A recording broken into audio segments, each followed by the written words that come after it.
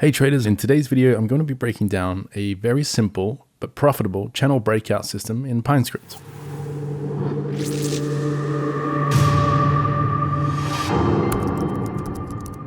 Now, before we start, this is not trading advice. I am not a financial advisor, so make sure to always do your own research and make your own trading decisions. Don't trust anyone blindly, not even me. Now, in saying all of that, this system surprised me. It's quite a simple system. But it does show potential. So this originally came from a question from someone on my email list, Neville. A few weeks ago, I asked for suggestions for content, and Neville sent this in. He said, I would be interested in how you would go about coding a weekly system that first looks back over a certain period, let's say 15 bars for the highest high value. Then the close must be above a 90 EMA. Then the close must be higher than its open. Then there must be a 1.25% increase in volume, so a rise in activity, trading activity on the instrument, and the instrument must have enough liquidity. Now, two things. First, Neville didn't mention an exit reason, so I'm just going to make one up. It's going to be very simple. And the second thing is, I don't know what he means by enough liquidity. That's subjective, but obviously I'll add a user input and demonstrate a couple of methods we can use to filter out instruments that don't have enough liquidity to be properly traded. Obviously, this depends on your account balance. Someone with a very small account can trade nearly anything, but the larger your account gets, the more an issue liquidity becomes. So let's delete this, open up the Pine editor, and we'll get into today's lesson. But before we do that, I did slap this system into RealTest, which is a new backtesting software I've been learning how to code in. It's primarily used for stock traders. But here's the results of this system. Using a 20 position portfolio on the Russell 1000, so American stock market, Russell 1000, 20 positions, no leverage. We did get, let me zoom in a bit here. We did get pretty much identical return to buy and hold. So this is the benchmark, the S&P 500 SPY ETF. If you were to have bought SPY at the beginning of this backtest and held it until today, you would have had an annual average return of about 8.37% and a max drawdown of half your money. You would have lost half your money in order to make this return. On the other hand, this really simple channel breakout system has almost an identical rate of return, but half the drawdown. So I found this really interesting. It just goes to show that you don't need to be particularly complex in your systems in order to beat the market. I haven't done extensive backtesting on this system. This is just a single run backtest. But considering I haven't tweaked anything, I haven't optimized anything, it's a good indication that this simple system is quite robust. So that's interesting to me. But we'll come back to the RealTest side of things at the end of the video. If you're interested in this stuff, I'll elaborate on it. We get a lot of metrics here. We get the monthly breakdown, max drawdown for each year, a lot of different statistical metrics to analyze. We'll go over these at the end of the video if you're interested, so hang around for that. But for now, let's jump into the Pine editor and break down the TradingView source code to this system. All right, so let's break down the source code here. First of all, this is obviously a strategy script. I've set overlay to true so we can draw over price action. I've set my initial capital to 100,000 US dollars, and my default quantity type is a percentage of equity, and we're investing 100% of our equity on every trade. Not really risk management system I would recommend, but for backtesting purposes today, just to see if the system has any merit whatsoever, it will do. I also haven't included commission costs here, but if you're trading the US market, commission costs are pretty negligible, and the commission costs were included in my RealTest version of the script, so we'll come back to that later at the end of the video. Now, for our user inputs, we have a 15 bar weekly bar channel look back. Then we have our filter EMA, so a 90 weekly bar period EMA. Then we have my stop loss trailing stop exit method. For today's lesson, since Neville didn't suggest an exit reason, I'm just using a really simple 10 bar trailing stop. If the market closes below this 10 bar trailing stop, we exit our position for a loss or a profit. Then we have our volume increase. So 1.25% is how much volume needs to increase, a minimum of 1.25% on the previous bar. Then we have our liquidity filter. So this is spelled incorrectly, for one thing. So there's a couple of ways we can go about filtering liquidity. And since Neville asked about liquidity filters in specifically, I will elaborate a bit on this part of the script. So the method I'm using right here is just to check how many shares have been traded on this market on average over the past 100 days. So we're getting down here, we'll get to this in a moment, but we're getting an EMA of volume over the past 100 bars. And if that value, that average 100 bar volume traded, shares traded, is greater than 1 million shares, then we consider this a valid setup. Another filter we could use is turnover. So if I set this to say 500,000, turnover filter, we can calculate our turnover by multiplying the closing price by our volume. And that will give us our turnover in US dollars. In this particular case, we're on a US market. We're trading USD. So this would give us how much USD volume was traded today. So if we wanted to add a turnover filter here, let me cut this out. This next part of the code, this block here, we're just getting our indicator values and our channel high. So the highest price that the market traded over the past 15 bars using our default input. If I wanted to add another filter here, I could say, let's call this, let's put it up the top. We'll call it EMA volume. And this will be TA.EMA volume. Let's just hard code it to 100 bars. Now I can copy this down into here and we'll get to that part of the script in a moment. So now if we wanted to see the turnover, let's plot turnover with the color of color.purple and have a quick look here. So now you can see the turnover for each weekly bar. Remember, we're on a weekly bar. So this is showing us how much money in US dollar terms traded each week on this particular market, which is Ford Motors. As you can see, it's a pretty liquid instrument. There's a lot of money being traded in Ford, generally speaking. Now this will give us the current bar's turnover. If we wanted to get average turnover, then we simply multiply the current closing price by our average volume over the past 100 bars. That will give us the average turnover in US dollars over the past 100 weekly bars. Hey guys, sorry to jump in here. This is editing Matt. After I've recorded this video, I realized that this formula for calculating the average turnover is actually incorrect. The correct way to write this is like so. We need to get the moving average of the volume multiplied by the close. That will give us the 100 exponential moving average of turnover.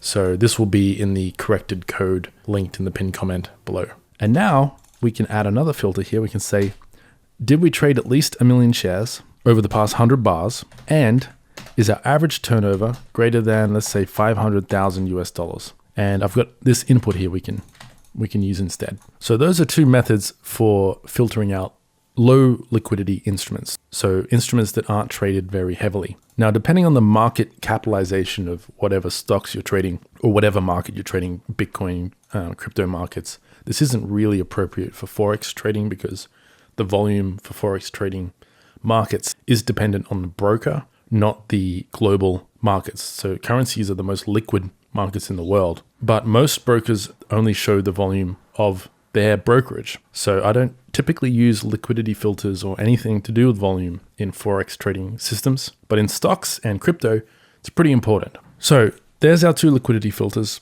We've got all our important indicator values.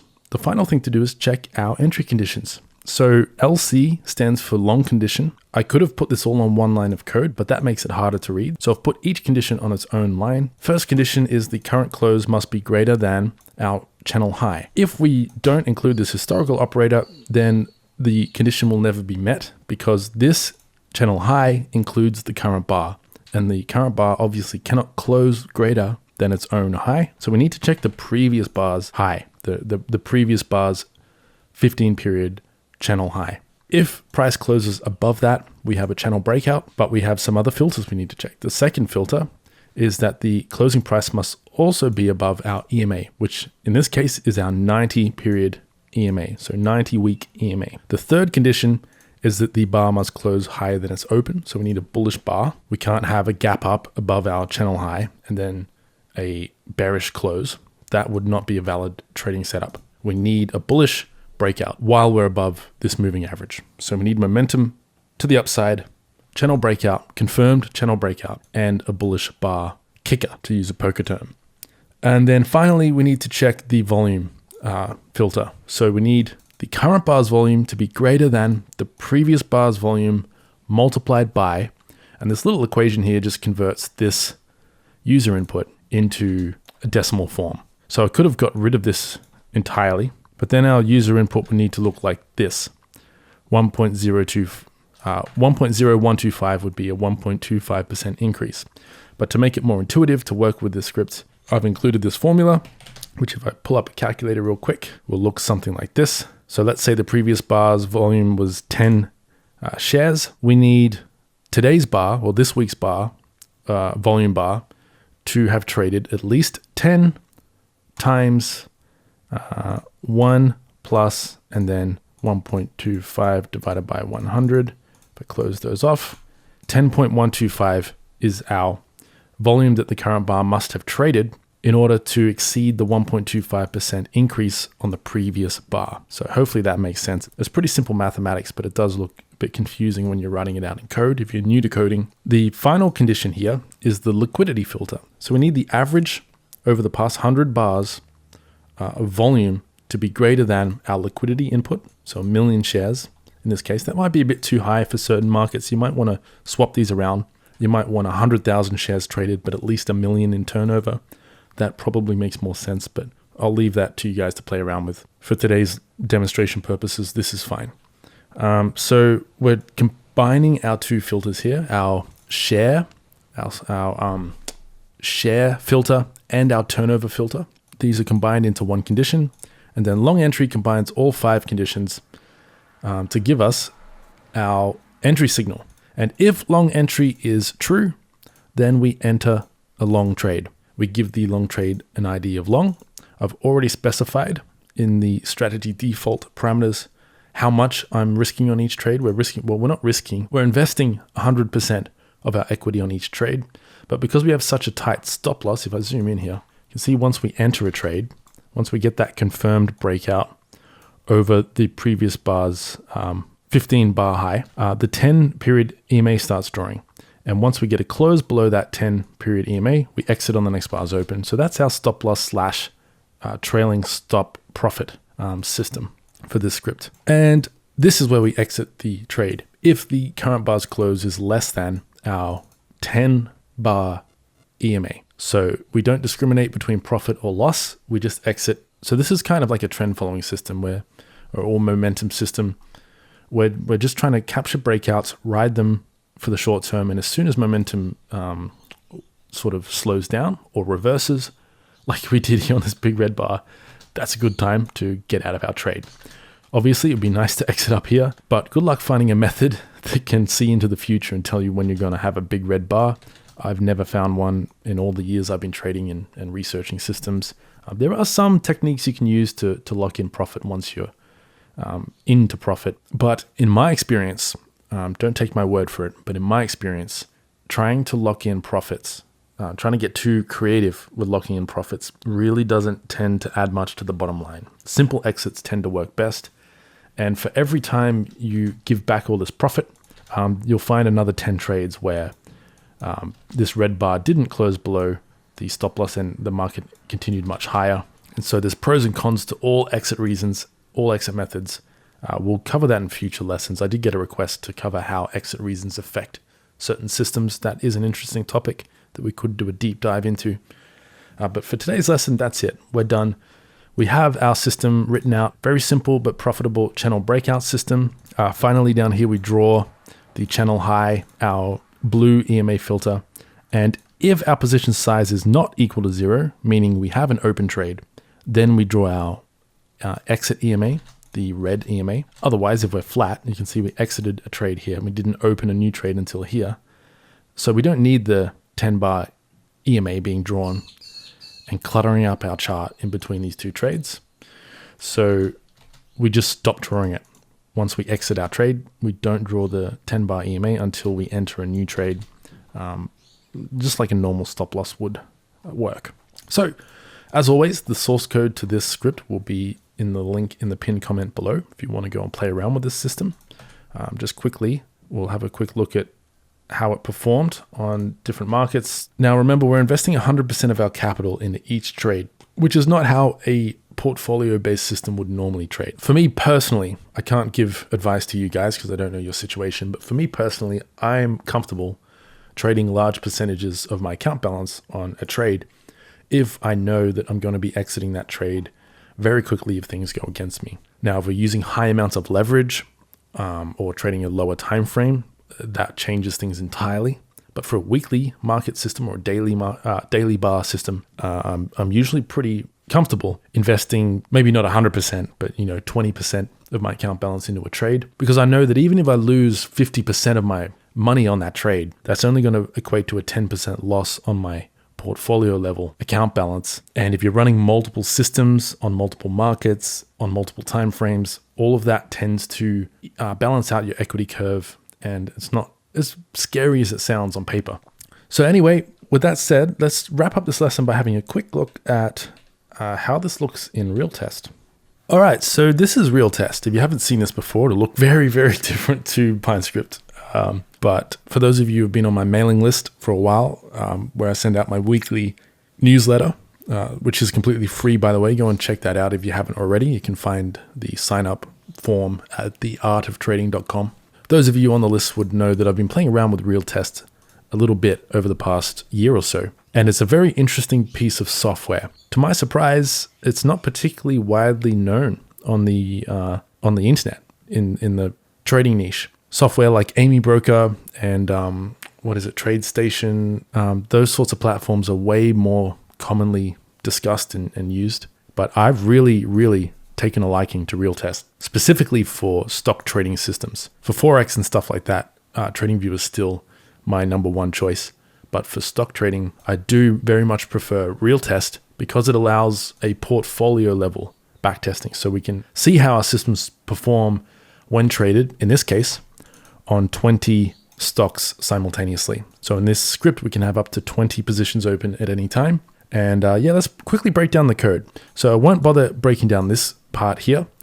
If you guys are interested in RealTest and want me to do a sort of beginner guide to how to get this set up, how to get it running, let me know in the comment section, because I'm very curious to see if there's any demand for this at all. If there is, I'll take some time out to show you guys the ropes. I'm also planning to do more Pine Connector content, automated systems through MetaTrader and Pine Script. There's a lot of demand for that, I know. That's on my to-do list to do another deep dive. But for those of you who are curious about how to use RealTest to make portfolio level back tests in the stock markets, let me know in the comment section. One of the other cool things about this software is that you can actually run multiple strategies on a single portfolio. So we have $100,000 here as our account size, and we're trading this example lesson that I just broke down in Pine Script. But we could also include a short selling system, or a system that doesn't trade breakouts. Maybe it trades some sort of other entry reason, and you can split your capital across those two systems and see how those two systems perform together,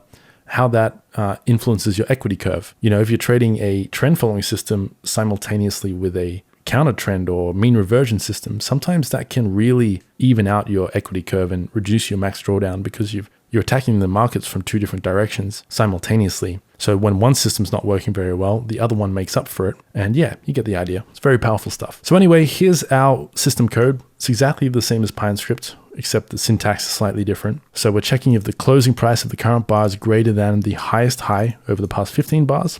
This syntax is very similar to Pine Script, which is also nice. The layout of the script is obviously very different.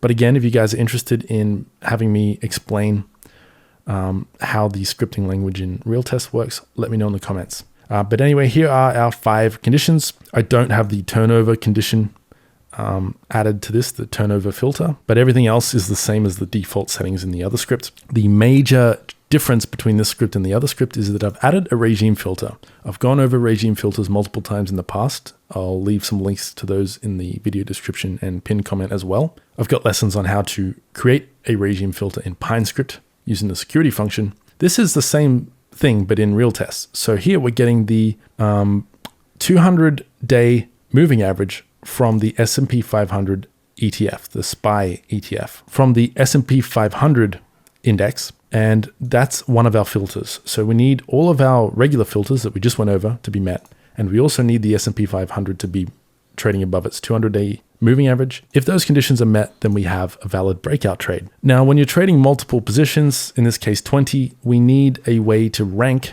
which trades to take, because some days we're going to get well more than 20 trading setups that meet these conditions here. So we need to tell RealTest what order to take our trades in. That's where score comes in, setup score. And for this, we're just using the rate of change over the past 5 bars. So that's just a percentage change over the past 5 bars. So we're favoring companies that have stronger momentum than other candidates. Then we're just making sure that the company, the stock we're looking to trade, is currently a constituent of the Russell 1000. This is important to avoid survivorship bias. If we're testing this system all the way back to 1991, like we are here, then we need to make sure that we're including in our backtest every stock that came and went from the Russell 1000 index over the past few decades, because some of those companies have gone bankrupt. Some companies have left this index, and we need to make sure that we would have traded them when they were in the Russell 1000. So that's very important. That's why we are importing the Russell 1000 list that includes the current and past constituents of the Russell 1000. Then there's our stop loss exit here. If the bar closes below our EMA, then we exit our trade. Here's where we plug all of these conditions into our strategy sort of commands to tell RealTest when to enter and exit trades. And I also have the commission here. This is the interactive broker default standard commission structure. Here's where we plot our information to the chart. I won't go over that. We'll do that in a future lesson if you guys are interested in this. And here's our benchmark. So we're just comparing how this system performs to buy and hold on the S&P 500. If I click test, we'll run a quick test over every market in the Russell 1000 since 1991. Test is done. You can see it's very, very quick. This software, it's insane. Now, if I click show trade list, we can have a quick look to see, make sure the system is doing what we want it to. And it is. So we bought on this bar's open after we had a confirmed breakout, and we exited when we got a close below our 10 bar moving average. So that looks good. If we go to show summary report, here we can get a breakdown of all the metrics. So we took 2,790 trades. We had a 43% win rate. Average win was 11%. Average loss is 5%. We have a bunch of other metrics here that we can use to analyze the system. We have a monthly breakdown of P&L. We have our correlations between the benchmark. As you can see here, the green line is my simple channel breakout system. The red line is the S&P 500. Notice that it flatlines a couple of times here for quite a while. So here we have the tech bust, the .com bubble bursting. So from 2002 to 2004, we didn't take any trades. Now keep in mind, this is on the weekly chart. So this was a 200-week EMA that we are using as our filter. Normally you would use something like a 200-day EMA. So if we tweak the system a bit, we could probably increase its return and maintain a low drawdown. But anyway, here is the 2008 financial crisis where the markets fell off a cliff. Our system went to cash and stayed in cash until things turned around a couple of years later. Now, I know a couple of you are thinking, what? This didn't take any trades for a few years? That's ridiculous. Why would you trade a system that doesn't take any trades for years at a time? Well, what's the point? For this particular system, these periods of time were not profitable. Now, obviously, riding this recovery would have been very nice, and we can make the regime filter more sensitive. For example, let's have a quick look at what would happen if we changed our regime filter to be a 20-week moving average instead of a 200, just out of curiosity. Let's see how sensitive this system is to the regime filter. There you go. You can see that didn't really affect our metrics much at all. In fact, we have a lesser rate of return and a slightly less drawdown, but it's kind of negligible numbers there. So yeah, now we have a 20-week EMA. We only stayed in cash for about 6 months at a time in these examples. We still only wound up with a slightly less return. So sometimes in trading, more work does not mean more profit. So valuable lesson there for those of you who are off-put by systems that don't take a lot of trades. Sometimes that is not beneficial to the system. I get that it's boring when you're not taking trades. I understand that completely. And that is where the value of having multiple systems comes into play. You wouldn't just trade a single system like this if you're a professional trader. You would have multiple strategies and systems running simultaneously. For example, I have a system that trades every day. It takes up to 20 trades a day in the stock market. And I also have a system that only takes 5 trades a month. And sometimes it sits in cash for months at a time. And so I never get bored because I'm always trading the daily system, and that system's a high frequency, very small profits, but very high win rate. And the monthly system is much, much lower win rate, but very big profits. It rides trends, long-term trends. So anyway, just some food for thought for those of you who are freaking out when you see a system that doesn't trade for a prolonged period of time. Sometimes in trading, the best offense is a good defense. It's a bit counterintuitive, but the main goal as traders is to protect our capital. So defensive measures are important in all trading systems, but especially longer term systems. And just while editing this video, I just noticed that the system actually didn't take any trades until 1994 because it's using a 200-week regime filter, and the script couldn't calculate the value of the 200-week moving average for the S&P 500 until 1994, because at 52 weeks per year with a 200-week moving average means we need about 4 years of price information to be able to calculate the regime filter. So if we run our back test from 1995, from January 1995, the system actually outperforms the S&P 500.